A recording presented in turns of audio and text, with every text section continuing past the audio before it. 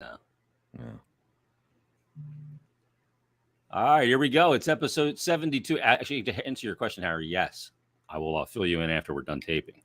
Oh, we were, yeah. So I'll give you all the details on that. People are like, "What the fuck are they talking about?" well, Yeah, this we'll is talk more about. important than anything we're going to say in the next 25 minutes. But is it good news or bad news? I want to It's prepare. good. Yeah, it's Oh, not okay. for public consumption quite yet, though. All right. I got that. Okay. Okay. Episode 72. This is the Odd G's podcast. There's Harry Mays, Jason Martinez. What's going on, Harry?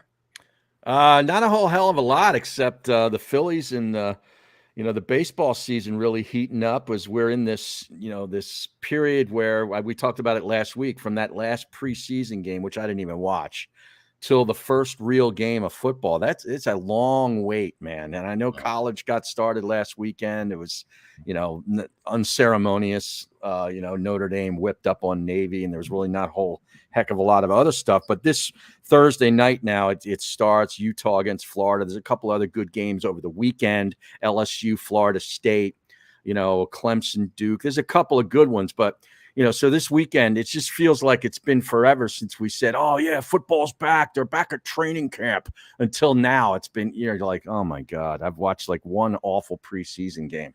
Yeah. And the highlight of it was Joshua Harris and the handshake with Joe Buck. Yes. Oh, yeah. Handshake. That's the highlight of the preseason, Harry. It really is. It really is. But, I mean, baseball, we got a big month, about 5 weeks maybe left in the season. Yep. And I've been watching a lot, during the weeknights of the Phillies, including last night. And they've really been putting up runs. And, they're playing, they played the Giants last week and beat them 2 out of 3. And that was a really important series at the time because they were both in the wild card hunt. Now the Giants have fallen off a little bit because they played the Braves, I believe, twice, and the Phillies all within like a week and a half time, and they took it on the chin. So now you got teams like the Cubs have entered the mix. And I was watching that game last night against the Brewers. So I'm starting to really get into the baseball here as we get into the more important time of the year. I think the old baseball people have to admit that some of the changes they have made the game much more enjoyable, for Christ's sake. I was talking to my wife last night as we're watching, some of the Phillies game, and she doesn't stay in for all of it. But I said, man, this pitch clock is awesome. I said, there's no more dicking around. The batters aren't getting out of the box every pitch and redoing their, wristbands and touching the helmet and looking around. And the pitcher's not doing a walkabout around the mound after a pitch, touching the rosin bag. It's like, boom, let's go. And it just makes it better. There's more balls in play. At least it seems that way to me. Guys are hitting the baseball and at least making the defense make plays. It's not just strikeouts and home runs. I'm seeing a lot more line drives. You mean, Harry, it's not about launch angle anymore? Yeah. Or exit velo? Oh, I hated the launch angle. Because you hit right into the shift. Yeah. Oh, yeah. The shift. That's right. I mean, that disappearing. Think about how that might have affected these last couple of weeks of the Phillies. Yep. Some of those hitters facing the shift. I mean, I'm looking at numbers here in the last 10 games where they've gone 8-2. Trey Turner, he's hitting 350, 15 of 43. He scored 12 runs. Jesus. He's got a couple of doubles, a triple, 6 home runs, and 13 RBIs over the last 10 games. A month or two ago, people were like, saying, hey, man, did we make a mistake here? And I'm like, no, he's going to return to his baseball card. It usually works out that way. And he's playing great. Schwarber has 5 home runs in the last 10 games. He's still below 200. It's the weirdest thing. He hits like 188, but he's good for a couple of solo home runs, it seems, every couple of games. And Bryce Harper, listen to this number. I know you've got numbers too. He's 16 of 35 in the last 10 games. 457 batting average, 5 homers, 13 RBIs, plus he's walked 8 times. So think of that on-base percentage for one Bryce Harper. It's unbelievable. The last 12 games, Harry, these stats come courtesy of Corey Seidman. I'll give him his credit. C. Seidman, NBCS. 90 runs for the Phillies in their last dozen games. That's 7.5 a night. 90? 90. Wow. 90 runs. Well, they have 12 last night, right? Yeah. Yeah. In their last 75 games, the Phillies are 49-26. And here's where they rank in Major League Baseball over that span. First in ERA, Number Wow. one, keeping runs off the board, Yeah. 3.35. Third in batting average at 265. Fourth in OPS at 796. Fourth in home runs, 112. Holy shit. Wow. And fifth in runs scored, 405. That is Jeez. unbelievable. Well, what the home runs in the month of August? Was it like 57 or something like that? It's a historic month. I know John Clark tweeted that Yeah. the other night. Here, I'll get it right here. The Phillies 57. have 5 homers tonight and 57 homers in the month, matching the most ever in August by a National League team. That's insane. And we still got another night or two of August. Yeah. You got tonight and tomorrow. Yeah. Wow. Wow. It's unbelievable. And here's the thing is, dudes love defense. Chicks love offense. I got news for you. Love this team. This dude loves some offense too, everyone. Yeah. Okay. Mix in a couple of doubles and some homers and score some freaking runs. But to your point, Harry, the fact that they're hitting the ball over, even if it's not a hit and there's a play, like a shortstop's got to make a great play and a throw to first. Yeah. Like, to me, that's just as exciting. The problem before the rule changes was the ball was not in play. No. I remember really Jason Stark wasn't. did an article, Harry, the ball was in play an average of every 7 minutes and 20 seconds of real time. Yeah. With the old rules. That's Yeah. not the case anymore. No, it's good. It's a lot better. And, we'll see what happens here in the playoffs. I'm hoping, I'm hoping it continues because, as the games get more important and you get less and less games to play, do these guys start to grind a little bit and sort of push the envelope? Yeah. No. One of the things that came out last night after the game, Bryce Harper was being interviewed. Yeah. There's 500 batting average, 2 doubles, 2 home runs, 6 RBIs during this 5-game streak. He's got 299 homers. He's going to clip 300 here pretty soon. It's insane. Yeah. And ever since this guy got to Philly, like when he was in Washington, Harry, with the Nationals, Mm-hmm. I thought straight up douchebag. You know what I mean? Like I just thought that was my outsider's perspective, and maybe he was back then. But he leaves, obviously, Washington, comes here, takes the cash. And since he's come to Philly, he has integrated himself and immersed himself in the city, bought all in, Mm-hmm. Lives here year round for the most part, goes to Vegas for part of the year, raising his family here, all of that stuff, said the right things. And maybe at first we thought, is he just like placating the fan base, But right. Is it real? Yeah, it's been sustained. It is. And to me, it's genuine. He is really bought into this area with the sports community and everything, and just the community at large. He's a good citizen, Pierre Robert would like to say. Right. So he was being interviewed last night after the game, and I want you to watch this because we have tape. We have tape, Harry. Oh, Joe Eunice is not produced, or Egan is not producing this show. Joe Eunice is, and we've got actual tape. So let's go to the tape of Bryce Harper being interviewed last night after the game. I was driving in today, and I'm listening to WIP like I do a lot, the 2:00 hour, and a guy named Chuck called in. And he calls in a lot. It's hilarious. But I said, he was talking about our team and talking about me and stuff. And I walked in the training room. I was like, I'm gonna go deep tonight for Chuck. That guy had me fired up, man. But it's just funny. I mean, this team as a whole, we come in here, play with Phillies across our chest. We're all family. We're all pulling, on that same rope. And, we just have a great group in here, a lot of fun, and just really good team. There you go. Wow. So he was on his way in, Harry, listening to a friend of the show's program, John Marks. Yes, Johnny Marks and Ike Reese. Yep. And the afternoon show on WIP. Yep. And a caller, Chuck from Mount Airy, motivated Bryce Harper. And a couple of observations there. Yes, Chuck from Mount Airy is on cloud 9 right now. Okay. You think, I don't know how many friends he has, but he has sent that to every friend of his 3 times over, every member of his family, and good for him. But Bryce said, Chuck from Mount Airy called. The guy's hilarious. He calls in a lot. That means he listens a lot to that show. And the other observation, he's not a fan of the best show ever. Yeah, he's listening to the flagship, Harry, on his way into the ballpark. The players go in rather early for like a 7:00 game. They're treatment, batting. Yeah, sure. Yeah, they go through the whole thing. They're there by like 2:30 in the afternoon, 3 o'clock. So Bryce, on his way to the ballpark, is listening to Johnny Marks and Ike Reese on his way in every day, and Wow. So much so that he knows that Chuck calls all the time, and Chuck does. I swear, every time I turn it on, he's on the air, and it motivated him. I think that's cool, and this notion that the players in town don't listen to the radio, like Mike Schmidt said, the famous quote was about Philly sports and Philly sports media is the thrill of victory and the agony of reading about it the next day or whatever. Yeah. But the players, they all listen. It's human nature. And Bryce does, obviously, as well. I don't know that all players do, but the players that are because there's a lot, as you know this, there's a lot of players in various sports that don't really like the sport. They're just freaking good at it. So that's what they do for a living, but they're not really sports fans or sports fans of that sport.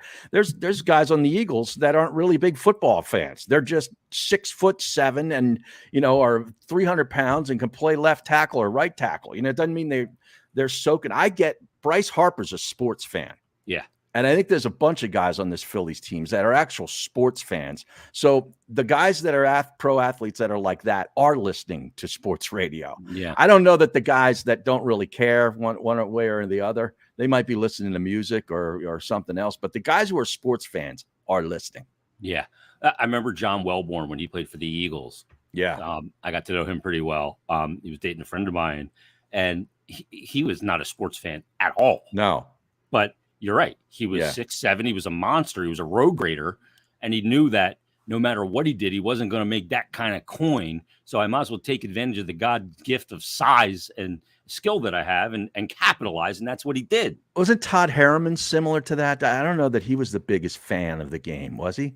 I thought Harriman's was because he did a lot of like our radio stuff and stuff like that. Okay. So he may have been, but Todd was the Todd father. He's a good guy as well. Father. He is a good guy. Get him on. Yeah, he is a good He's guy. a friend of the show. Yeah. You follow me, man. Oh, jeez. But that's cool. I enjoyed that. And you're right about Chuck from Mount Airy. He has got to be floating. Oh, my God. Yeah. Now, vindication for the caller, Harry. you just look at this lineup, and I know Anthony Sanfilippo wrote something for Crossing Broad a week or so ago about how the 2023 Phillies could go down as one of the most likable teams in Philadelphia sports history. All they have to do is win. And if you really think about it, think of these guys. Schwarber is perfect for this place. You talk about Harper, perfect for this way. This Stott is a perfect Philadelphia Philly too. Yeah. You got to love that guy. Marsh, the guy they got from the Angels. He, with the freaking ZZ Top beard. He's like a singer of Lamb of God, Harry. Bohm. After he made that mistake and mouthed that stuff where the fans called him, I hate it here, or I effing hate this play, whatever it was, he owned up to it and now has since responded on the field and has been he's a tremendous bat. He fits in perfectly with that clubhouse. They are a really likable crew.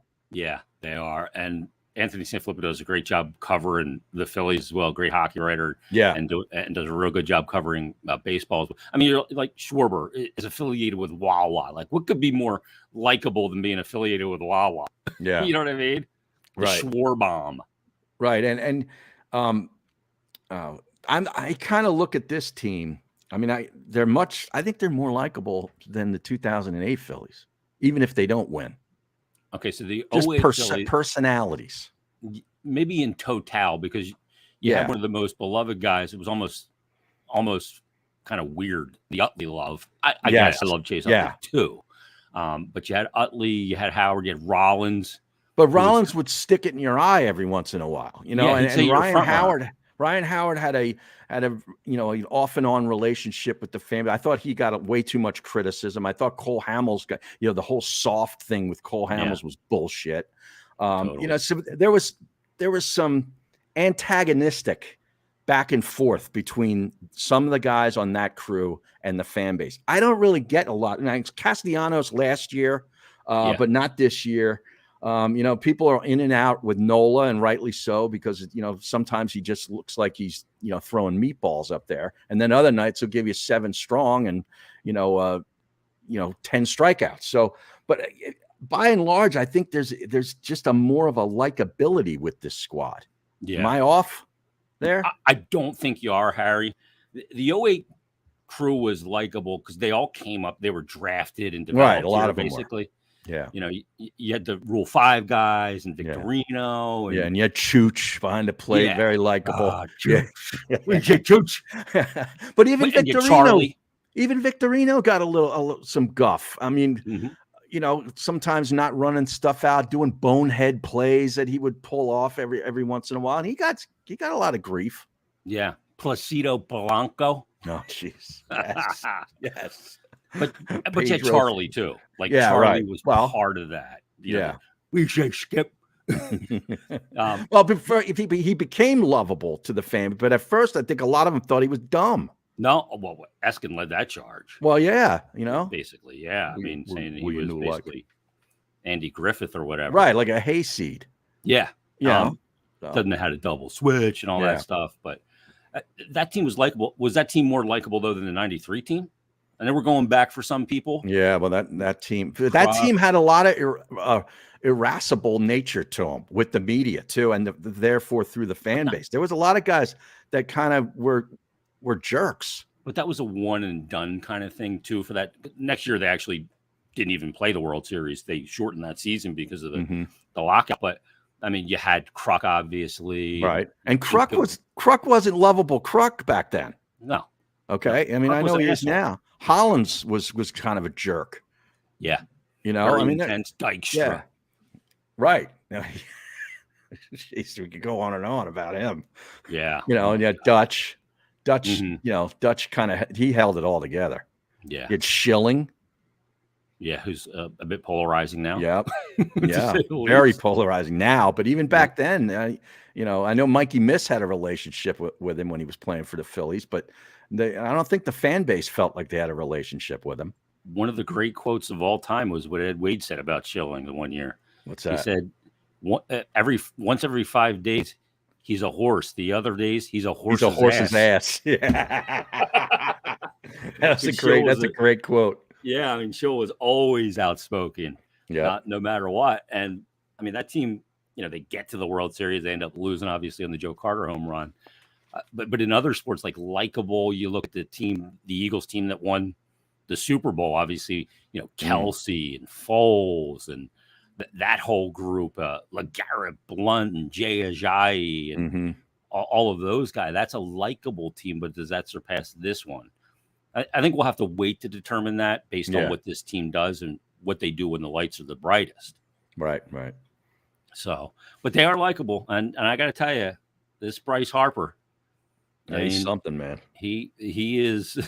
I remember seeing video of him, Harry, I guess it was the early days of YouTube back in the early 2000s, when he was in high school in some home run derby, and he was hitting balls into the parking lot like way over the fence in high school.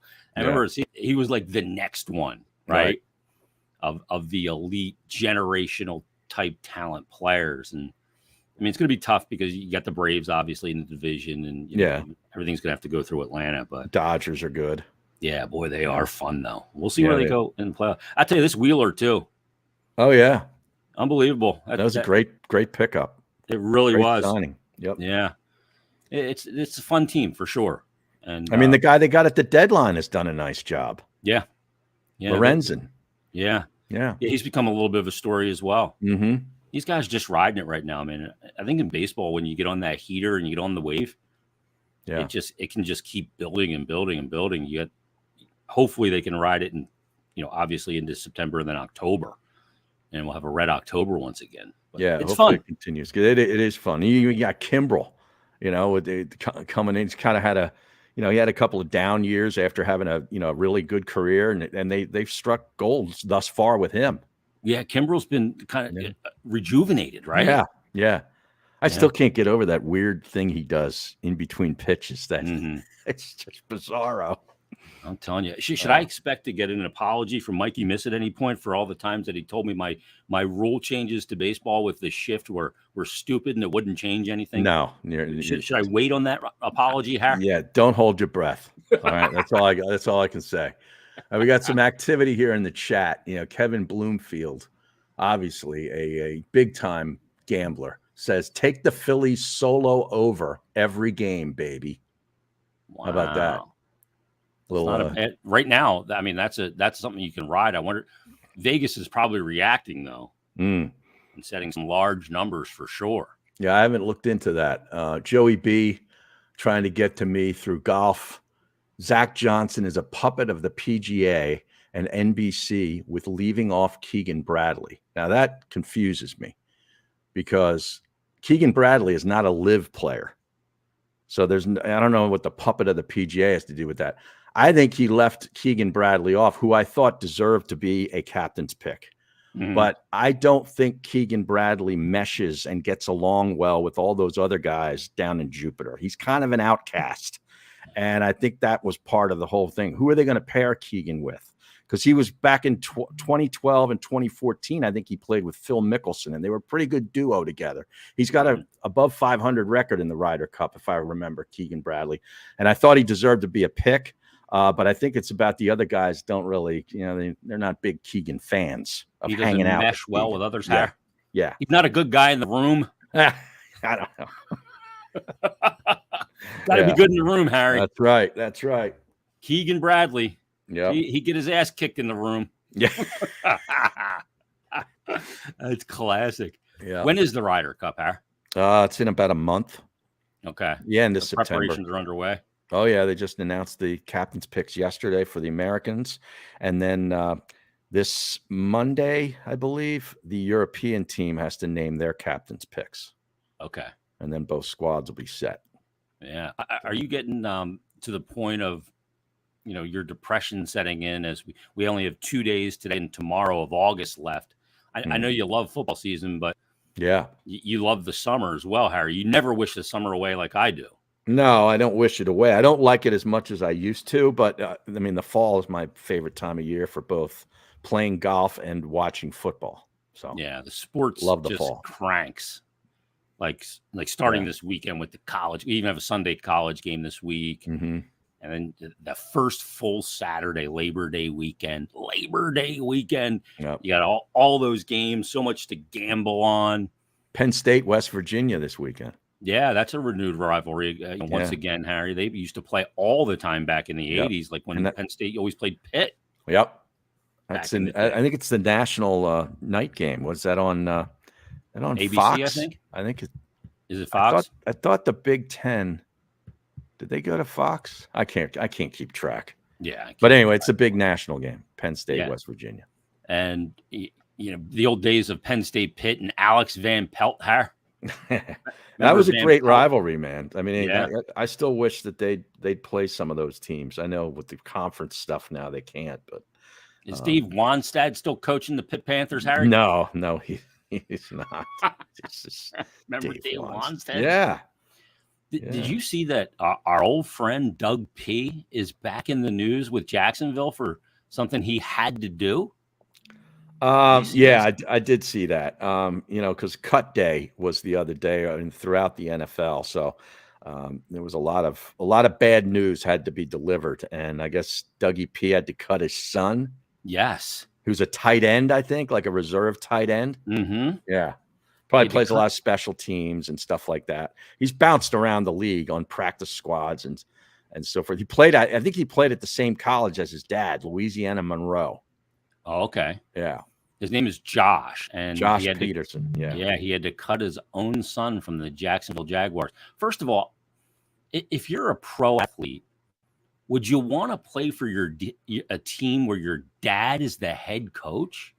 I would not. I think it depends on that Penn State game is on NBC. It depends. I think it can work. A lot of times that happens in basketball. There's a lot of basketball coaches who have their sons at some point on their college roster, let's say. Yeah. And we've seen it in hockey too. And the guys flourish. A lot of them seem to flourish. And that dad knows that he can really work his son. And it sends a message to the rest of the team. Like, man, dude, he's giving it to the kid today. Yeah. And I better step up my game. A lot of times I think that whole dynamic can work. Depends on the personality. Yeah, I mean, as a pro athlete, I would be really like leery of that. Like, obviously, a lot of dads coach their kids growing up playing youth sports. Like, I coached my son, and I had the conversation on the car ride. When we get to that rink, I'm not dad. Right. I'm coach. Right. I'm Scotty fucking Bowman. Yeah, I am not your father. And so much so that I ingrained it in my son that when we'd be on the bench during a game and he'd turn around and say, coach, he wouldn't even say dad. Right. He called me like, I was like, that's good work by him. That's good. That's good parenting by you. Yeah. Yeah. I am not your father. Right. On this bench. I will sit your ass. You either go out there and earn your next shift. Yeah. Yeah, that's a tie. What do you think the conversation was like between Doug and Josh Peterson? All shucks. Yeah, I think golly. I think Josh knows the deal. And was it Doug who had to cut him or the GM? I imagine Doug's in the room as well, isn't it? The GM and the coach that are usually in that room. When they tell you to bring the playbook, Harry, the iPad. Bring the iPad. Yeah. Put all your shit in the bag and bring the iPad. Yep. Wow. Yep. That's probably a weird. We're gonna try and bring you back for the practice squad. He tells right. Him. Yeah. Keep your options open. Keep working. Right. Well, I mean, that's the way it is, and that's the way it's been for our buddy Colin Thompson. Keep working, stay on the practice squad, and injuries happen, and as you know, we all know in this league, every week, and you never know. You just got to stay ready. Yeah. Yeah, Colin. I mean, boy, Minnesota now. Yeah, he's with the Vikings. His NFL journey has been fascinating. Down those years in Carolina with Matt Rule, who coached him in college at Temple, and the dude's just grinding, man, and he's going to end up with a nice NFL pension because of it. Yeah, I mean, I forget how many years you got to be in there. I think it's like 4. And what the if you're on a practice squad, whether that counts. I don't know the deal with that. We should ask him. Yeah, I'd be interested to know that. Played or something like that may be in the mix there as well. Yeah. Did you watch any last week, Harry, of the Formula One return? They were back from the summer break, a month off, and they were at the track Zandvoort in the Netherlands, right on the beach there. Beautiful track. That's the place you like. I love it. It's like a roller coaster, the circuit. And of course, the Netherlands is the home of Max Verstappen. Yeah, right. So the Orange Army was out in full force once again. It's the only probably Formula One race where 99% of the attendees are all rooting for the same guy. And they got the smoke bombs going off. It's crazy atmosphere. It's huge party. I did not see it. Delivered. You did not. I did not see it. I mean, he wins every week. There's no point in watching any of that to me. He's won 9 straight races, Harry, tying Sebastian Vettel for the most, and he'll go for 10 this week when they visit the Monza track, the Temple of Speed in Italy, coming up this weekend to set a new Formula One modern day record. Wow. Now I'm just looking at some news here, not to cut you short, but according to Fan Buzz's Matt Lombardo, Colin Thompson was released the other day by the Vikings. Oh, is that right? Yes. Lombardo reported this fact. I'm reading this on actually the Vikings Wire, but they're quoting Fan Buzz's Matt Lombardo that the Vikings have released tight end Colin Thompson. So, it's stuff, you get signed, you get brought in, you're a camp body. If you really impress, you make the team, but and then you're released again. It's tough, man. Yeah. It's a tough life. I mean, Colin's married, and it's like, where are we living? What are we doing here? That's the thing people don't think of when it comes, players that have families and kids and stuff. You get traded, and it's like, hey, I'll be home on Thursday after the road trip. Oh, I got traded. I'm going from Philadelphia to Colorado. Yeah. So I don't know when I'll see you again. Right. So pick up the pieces back home and figure it out. Right. Right. The wives, Harry, they're the glue. Yeah. It's crazy. Can't forget about them. Yeah. Yeah. Well, good luck to Colin. I mean, he'll land on his feet. I wonder if he'll maybe sign with them on the practice squad or somebody else. He's one of those guys that is an extension of coaching. Mm-hmm. And I think he has that reputation around the league. So I think he'll land up with somebody. And if not, I mean, look, he's got the Not for Long network, which we're a part of, and he's been preparing himself for his post pro playing career for a long time, which is impressive. Yeah, very impressive. He's all in. Yep. Now I don't know if you've noticed, but I'm a little more clean shaven. Yeah, you look like you bicked it this morning, Har. Well, no, I did this 3 days ago. I got the Manscaped beard hedger. Okay. I ordered it. Well, you do? Mm-hmm. That's a quality item. Oh, I got the whole kit. What do you mean? I have not used it, as you can see, Har. Yeah, I mean, but I used it as soon as I got it, and I took it down to the lowest setting, 0.5 millimeters. Yep. And it takes you down right to this. I mean, the smallest of stubble, which is what I like. I can't handle what you got. Yeah, this is a bit gnarly. It's not a good look for me. Yeah, this is off season, Harry. Yeah, this is my homeless chic look is what I like to call it. Yeah, my wife would not go for that. Yeah, no way. There's no way she'd go for that. Yeah, this look is like, even when I clean up, it's not a huge difference. Right. I thought you did just clean up. I thought this is cleaned up for you. Yeah, I don't clean up real well anymore. Weren't you interviewing somebody before the show? Yeah, actually, I'm glad you brought that up, because it's the dog days of summer, cottage season in the NHL. All these Canadians go to their fucking cottage this time of year. Cottage. And when I say they check out, Harry, they don't even have internet where they are. Right. They got like 16 cases of Molson. Yeah. Yeah. And they just sit on the back deck, the dock on the cottage on the water. Right. And just sit there and hang out and talk about the game. And drink. Yeah, guys like Freeze, like Elliot Friedman, and all the inside. Nothing's happening. Mm-hmm. But so for Friday's Flyers Daily, I got in touch with Glenn Chico Resch. Oh, wow. Yes. I remember him for the New York Islander. Correct. Back in the day. He was one of those goalies like Bernie Parent that would flop around to make the old school way of making the saves. Those guys, they didn't have that, what do they call it? What's the setup that you talk about all the time against the post? Oh, the RVH, Harry. RVH. There was no RVH back then. No, they were all stand-up goaltenders. Skate on post, we called that back then. You just sealed it with your boot. Right. Right. And he's a throwback in so many ways, because he's number one, he's 5'9". Right.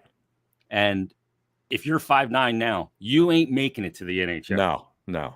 Not as a goalie. Yeah, I think the smallest guy is 5'10" or 5'11". That's UC Saros, but he's an outlier because he's a freak in the way he moves. But I mean, you got to be 6'2" or above. Yeah. These guys take up the whole net. Yeah. Yeah. So Chico was also one of the guys that jumped on the ice in that Montreal series in '87, Harry, in the pregame skate when they had the brawl.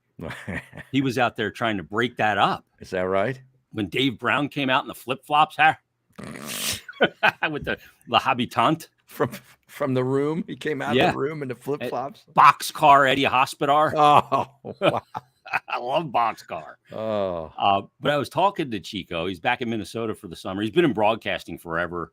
Did Devils games for a long time. Back with the Devils now. And been a great analyst. And I mean, he started in the league back in the early 70s, right? Mm-hmm. And he got the nickname, one of his teammates, from the show Chico and the Man. Mm-hmm. And they'd all chant, Chico. And, I'm interviewing him today, and I'm doing some research on him. And he comes from your favorite hometown in North America, Harry. Do you know what that is? Well, outside of the Peg, I'd have to say it's probably Moose Jaw, Saskatchewan. Bingo! Yep. We've got a winner. You get a Fanatic prize pack for that, Harry. Right. It includes a pair of tickets to Fantasy Fest. Gonna put you on the wheel. Yeah, what gets you on the wheel? You want a pen? But no, he is from Moose Jaw, Saskatchewan. Wow. I got to send you to Moose Jaw. Can we get a GoFundMe to send Harry to Moose Jaw in the summer for a round of golf? Well, at least it's in the summer. Mm-hmm. In the summer, I may do it. Yeah, because in the winter, you're not going, because you may not be able to get out of there. No, I'm not going anywhere up there. Wow.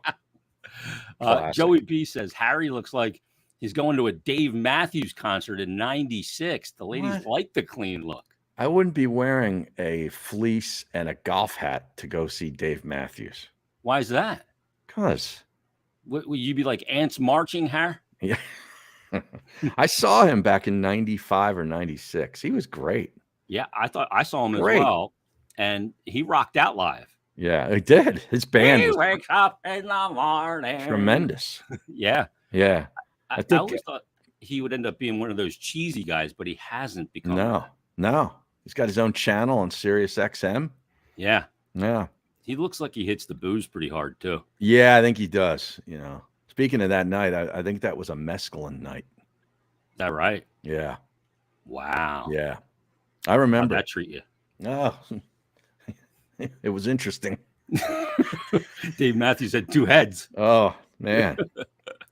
Oh, that's Wow. great. Now, we got a question here for an honest prediction. And we know you will give an honest prediction. It's funny. I was actually talking about this for today's Flyers Daily because I had nothing else to talk about, Har. Yeah. I was literally I'm going, what the fuck am I going to talk about for tomorrow's Flyers Daily?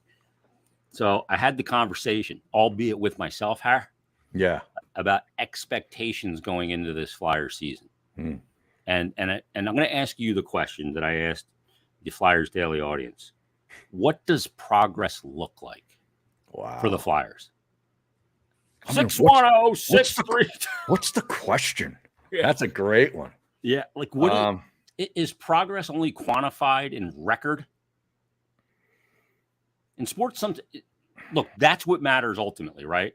Yeah. You are what your record says you are. Yeah. But sometimes, because we're cerebral sports fans, we understand that the record, even though it's maybe not as good as the year prior, can still be a team making a progressive step forward. Okay. Well, is there a can't miss prospect in the draft for next year? It's not like this year, obviously, with Bedard, but yeah, I mean, there's always, the consensus number one overall, and but I mean, with the John Tortorella team, they're not going out there and tanking. No, they're not going to put themselves in that position. I mean, even last year they finished 7th in the division. Columbus was below them, but they ended up getting Michkov at 7th overall. Yeah, is he going to play? Not this. He's got the contract in the Continental Hockey League for 3 years. I think he probably comes over after 2, and gets out of that. But he's not going to be here this year and probably next at least. Oh. So you got to wait, which is actually not bad for a rebuild because when you get him, he's further developed and he's on his first year of an entry-level contract. Yeah. On the ELC, as they call it. But then what does next year even matter anyway? Well, I mean, you just need to see progress, though, right? Like you need to be building. Young players need to take the next step. Yeah, but what young players are we talking about? Guys they acquired 3-4 years ago? No, I mean, guys like Owen Tippett and, his first full year last year, I thought took a huge step forward. Guys like Noah Cates, who had a really good year. Morgan Frost had a great second half of the season, led the Flyers in scoring in the final 58 games. Cam York, a young guy in the blue line with Provorov gone. Like those guys got to continue their arc of development to make you feel good, moving forward. Yeah. Give me a text in 3 years and I'll check in. So you're not ready to make that yet. So the honest prediction for the Flyers, Bobby, I don't know. I really don't know. I think that their forward group is solid, really good. 4 lines. I think they're good up front. Obviously, a lot depends on health of 2 guys in particular. Couturier, who hasn't played since December of 2021. He's still on the team? He got that long-term contract, year 2 of it. Yeah, but he's been hurt. Deal. Like he's going to be back. He'll be back. He wanted to come back last year, and they held him out. But we'll see. I mean, he had the back surgery. You just don't know, right? Yeah. And what he's going to be when he comes back. And then Atkinson didn't play last year at all either. So those 2 guys. But then on the blue line, you lose Provorov, who played every game and was your top minutes eater, 25 minutes a night. Where's he at now? He's in Columbus. So along with Kevin Hayes and Johnny Hockey. Yeah. So I don't know from a record standpoint what we're looking at this. I really don't. I don't know what it's going to be. So it doesn't sound like it's going to be very fun. It could be if guys continue to develop and take the next step. So, I mean, I need the game to get back on the ice. I'm chomping at the bit here. Yeah. Oh, I am dying on the wheel. I need it. You're I need some chomping at structure. for hockey? Harry, I got calluses. I got a callus on my thumb. That's like enormous right now because I've been doing so much fucking sim racing because I got no Well, hockey. thank goodness it's only sim racing. Yes. Yeah. When you go into the wall, Harry, there's no peril. When you started talking about calluses on your hand, I was like, wait, time out here. Uh-oh. Time out. Where's he going now? Yeah, exactly. Joey B goes, laughing my ass off. Mescaline. Wow. There's a story in there somewhere. Yeah, there is, and it's not coming out. Not on this podcast. No. That'll be a part of the after show debrief. Yeah. Kevin says Flyers will be best suited by developing the culture, but drafting bottom three. Yes, I agree with that. Well, we'll see if that's in the cards. I mean, there is a lottery system, so you're at the will of the lottery balls as well. Yeah. I think they're building culture, though. I think Torts started that last year for sure. So I'm ready to get it going. I've had enough of this summer bullshit. Let's tell the people about one of the great things about summer, though, Harry. That is the Fudge Kitchen, which I visited in Ocean City. That's right. The official sponsor of Not For Long Media and the Odgies podcast, Original Fudge Kitchen. You know them, a staple down at the Jersey Shore. 6 locations, Cape May, Wildwood, Stone Harbor, and the one Jay went to in Ocean City. The Original Fudge Kitchen, they make all of their fudge and their treats in the store, which guarantees a delicious product. So stop by and let them know that we sent you, that Not For Long sent you. If you weren't able to visit in person, not a problem. They'll ship it to you. Be sure to check them out at their website, fudgekitchens.com. The Original Fudge Kitchen, shipping fudge and sweet treats all across the country. Harry, you gave a recommendation on a TV show a couple of weeks ago on the podcast. Have you got any new recommendations for the people as we wait for the NFL season to start? What one did I give you? It was the Diplomat, I think it was, with Kerry Russell. I didn't start that yet. Oh, you didn't? Okay. No, I was going to. I haven't started it yet. I got distracted with the golf playoffs, and I play a lot, and getting ready for football. I wasn't really thinking about a TV series, although that did interest me. It's on the list. Okay. It's on the list. Bobby says Suits on Netflix is pretty fun. That's actually an old show. I think it was a USA Network. That was show. A USA show. Yeah. Yeah. I watched every season of that show like 4 years ago. Yeah. And the trailer for it just sucked me in. How this guy was selling weed and he was running from the cops and he went into a lawyer's office and blew his mind and he hadn't even studied for the bar and it sucked me in. Meghan Markle is in that. Harry, of course, is married to William. Oh. She's royalty now. Oh, isn't she married to Prince Harry? That's correct. You said not William. Prince William. Yeah, that's, yeah. Meghan Merkel, I think is her name, isn't it? Or is it Markle or Merkel? Markle, I believe. Markle? Yeah. But that was a decent show. I thought that was actually a pretty good show. Yeah. It's an old one. It's not a new show. Yeah. But I find myself not even really being able to watch shows anymore. I like watch YouTube and go down rabbit holes of stupid shit. And watch Rick Beato. You can't do the commitment thing. No, I don't have the ADD. Yeah. It's a real problem, Harry. I know. Trust me. I know. Yeah. So I don't know. We'll see where it goes. And we got sports season coming back, and sports will be back in full flight. Now, here's the thing I got to ask you. We talked about YouTube TV a couple of episodes ago. I still haven't done it yet. I have your link where you'll get the referral.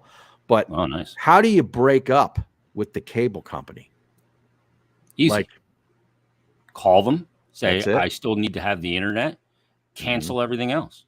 You need the internet because you're streaming. So you need to still have some source of Wi-Fi. Right.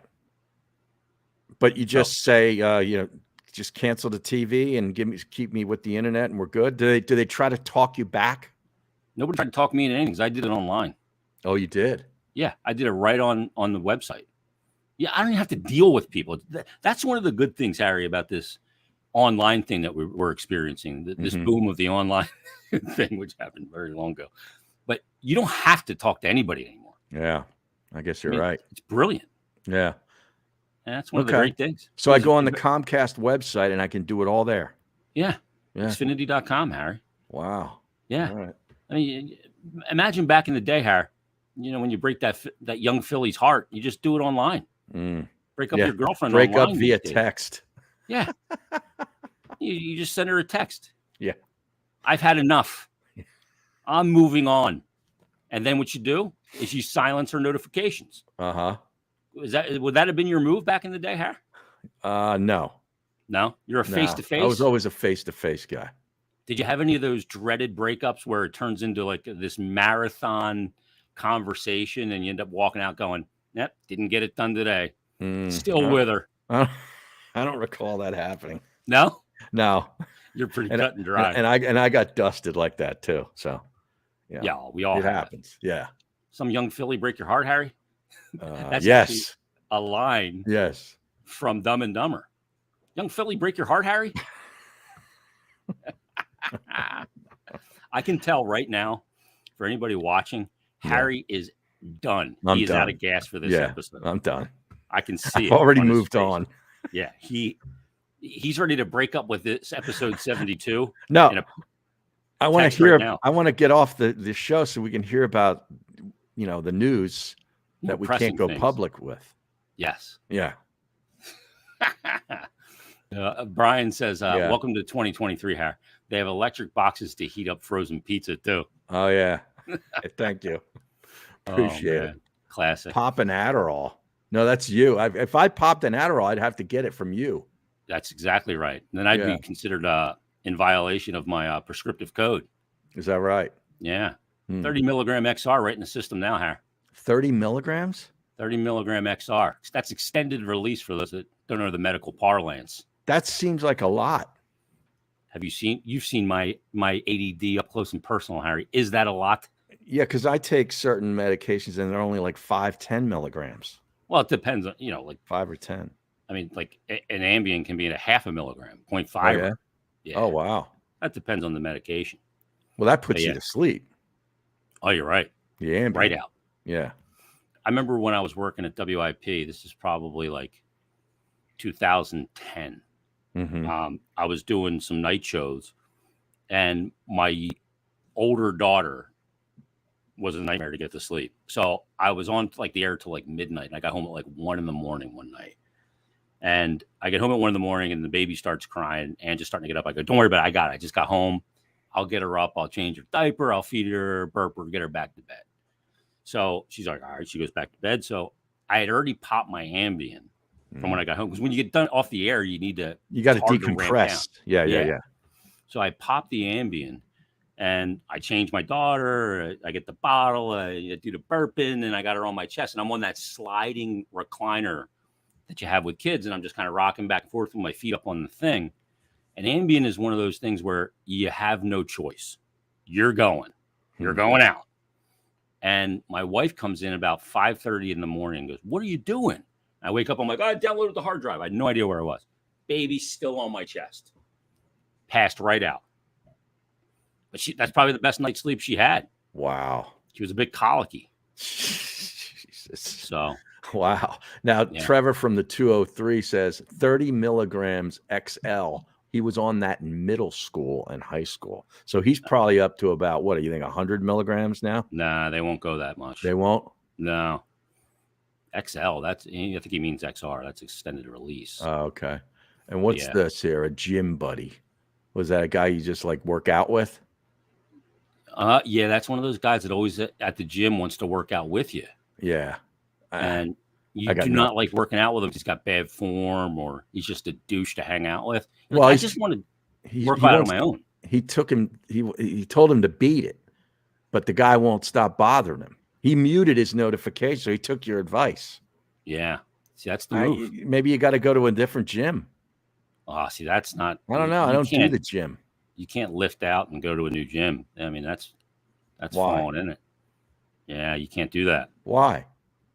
But why should you have to go to someplace else because this guy won't leave you alone? Some meathead keeps bothering you. I'm just like, I don't need this crap. Yeah, just try and go at a different time, I guess. I don't know. Or just get some dumbbells and lift it home. Do some push-ups for Christ's sake. Get a mirror. Yeah. They're really that much of a commitment. Guys all looking at themselves in the mirrors. I go stage 4 clinger. Oh, there you go. Oh man, he goes at 5 a.m. See, there's your problem. Wow. You early morning people piss me off. Who the hell? I could never get up at 5 a.m. and go to the gym. I'm up at Never. 5 a.m., but I ain't going to the gym. Yeah, I mean, I find that to be just. I can't believe you're up that early. Yeah. I no desire to get up that early. I rolled out of the coffin today, Harry, at a good 9:30. Oh my God. It's beautiful. What are you in high school? Yeah. Well, what time was I firing you those texts last night for some things to talk about today? I don't know. They were late. They were? Oh yeah. Let me look here. 1:44 a.m. Harry. Oh, okay. Well, my I'm phone firing was them off. Which My brings me to phone our was last off. topic. Did Thank you see God. the news, Harry, that our friend of the show, Boosh, Brian Boucher, has moved from ESPN to TNT. TNT. Yes. Yeah, good for him. He is on the top broadcast team Hmm. with our other friend, Kenny Albert, Okay. and Edzo. Kick the shit out of it, Edzo. That's a crew right there. That is. Yeah. So Oh, good that's for him. Yeah. I sent Bush a note yesterday with the tweet that because Andrew Marchand first reported it, that Brian Boucher to TNT joining Kenny Albert and Eddie Olczyk on the top broadcast team the Post has learned. And I texted him a text and just said, "You're an animal. Congrats." Good. That's awesome. Now, who replaces him at ESPN? Who knows? Hmm. They weren't using him properly, in my opinion, Harry. Yeah. They just weren't. Have the Flyers named their crews for the upcoming season? They have not. Ah. We're getting close, though. I imagine that'll be coming at some point here relatively soon because, I mean, we're getting close to preseason games. 25th, I think it's like 20-some days away. Yeah. Can you believe that? All right. JB says, Mert's up at 2 a.m. watching hurricane coverage on the Weather Channel. My boy, Jim Cantori. Yeah, I was up watching that this morning because We got the Hurricane Idalia here. Yeah, it came near my mom's place. So I was watching that a little bit. Is your mom going to be affected down there where she's at? She actually was unscathed. Good. Didn't lose power either. So, yeah. They were talking like it was going to be some it is storm surge and everything. Yeah, it's a category 4 to a 3, I think, once it hit land. But yeah, it's a big storm. Yeah. Last thing is T from the 203 says, who's going to replace Keith Jones on NBC Sports? The NHL's not on NBC Sports anymore. They moved to TNT and ESPN. So Bush is essentially replacing Jonesy at TNT. Yeah. So, all right. Yeah. Doc Emmerich ladling the puck through the neutral zone, Harry. Those days are gone. Yeah. Yeah. The Tony Bruno Earth Cam on Twitter was up and running. I knew he'd be doing his best Weather Channel stuff from his place. Does he do that? Oh, yeah. Well, he's giving live reports. He reverts back to his old news days when stuff like this happens. Yeah, he's providing a service. Yeah. God damn! We should have played some of that on the show. I know. Oh my God, I would love to hear him doing weather. Oh, you see this boat? Wrecked him. Damn near killed him. He'd be like, meanwhile, back at the ranch. Yeah. All right. Is this crossover going to end soon? Yeah. I hate to do it, Digger, but yeah, I'm up against it. Good luck with the book. Episode 72 of the Odd G's Pod. We'll be back next week. Harry and I. Everybody have a great week, and we will talk to you next time on episode 73 of the Odd G's